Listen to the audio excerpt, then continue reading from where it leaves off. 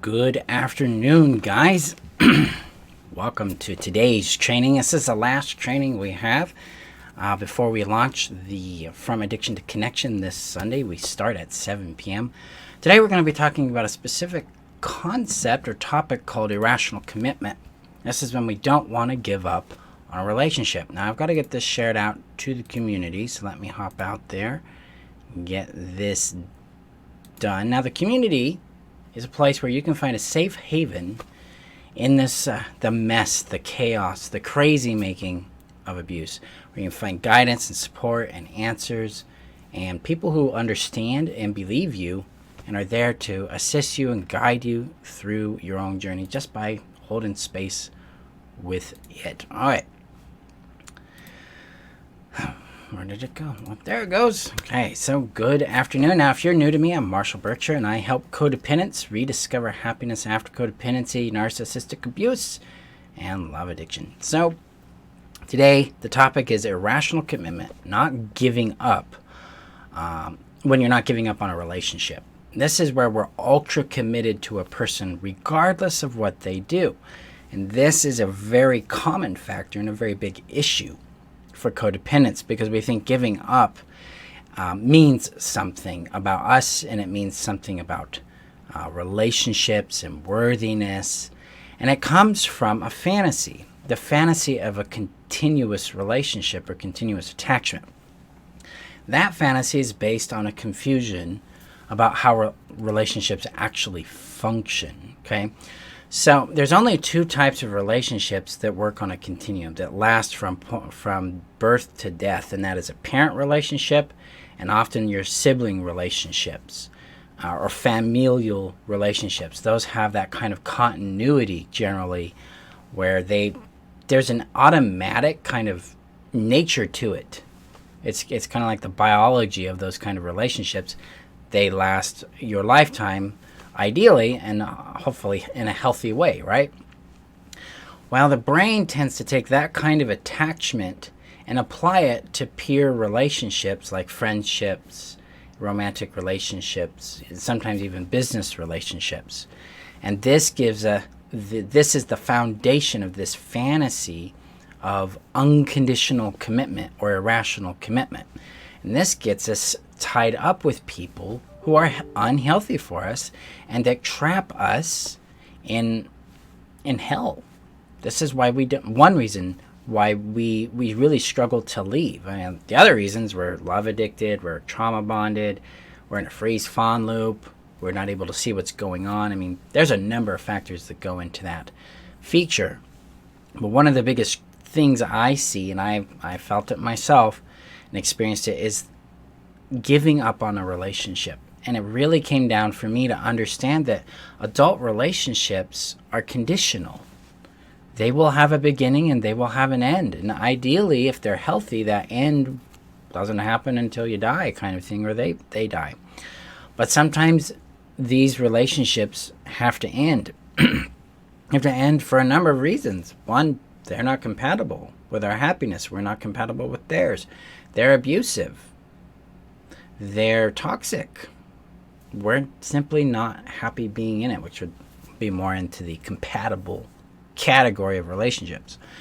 But this is the concept here. Once we can accept that relationships exist on this continuum, we've got our familial continuum, and then we have this conditional continuum of relationships, then it becomes okay to end relationships, because the ending of a relationship is not a judgment on an individual's worth. So you get rejected or a relationship ends, it's not a definition of your value. We tend to think it is because we think relationship demonstrates value.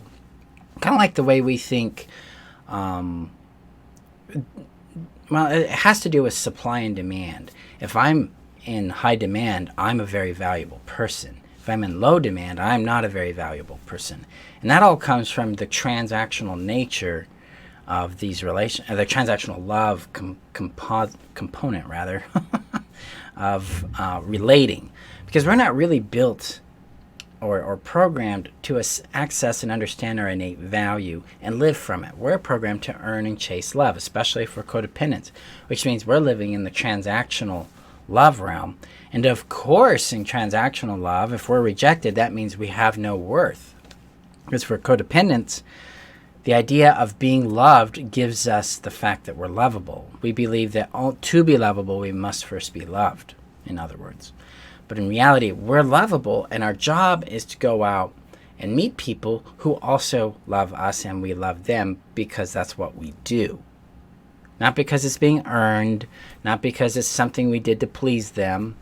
It's something that naturally is part of the experience with that person. Okay? And then we can build these really secure bonds that may last the entire lifetime. They may not. That's kind of the trick here. Love can last a lifetime without the relationship and without the commitments. That's because sometimes we love people whom we're not compatible with. And sometimes people love us that we're not compatible with, and that's okay. The relationship and the fact that we love them can be separate and still respected and valued, especially when we understand that adult relationships are conditional, and it is okay if they end. They don't have an intrinsic definition. They do not add to your intrinsic value. They are not an expression of your value. And they are a product of meeting somebody and creating an experience together. So when we look at irrational commitment and the pressure, the fantasy that I shouldn't give up on this relationship, we need to turn inward and look at what we think it actually means to give up on this relationship. To make contact with the fact that we may be putting our value in the relationship. We may be running away from loneliness or from our own sense of abandonment or emptiness. We may be clinging to them in order to help us feel safer in the world, when in reality, especially if you're dealing with a toxic person or a narcissist, they're not going to be safe for you. They're just simply familiar to you. So guys, that was just on my mind today. I've seen it come up a number of times over the last couple of weeks. People really struggling and wrestling to let go of relationships because they think the commitment is important. They think the commitment equals love, and it doesn't. Commitment doesn't equal love. Love equals love, and sometimes love equals, hey, this commitment doesn't work for us.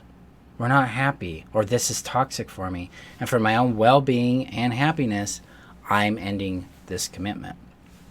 That's love. So love doesn't mean commitment. When we get into the relationship dynamic of building relationships, especially for codependents, we have to give up the idea of commitment, and we have to embrace the concept of discovery. And in about 3 weeks, we're going to be starting to play with that. So there's some cool stuff that's going to be coming up here in the middle of July and helping you build a solid foundation for healthy relationships.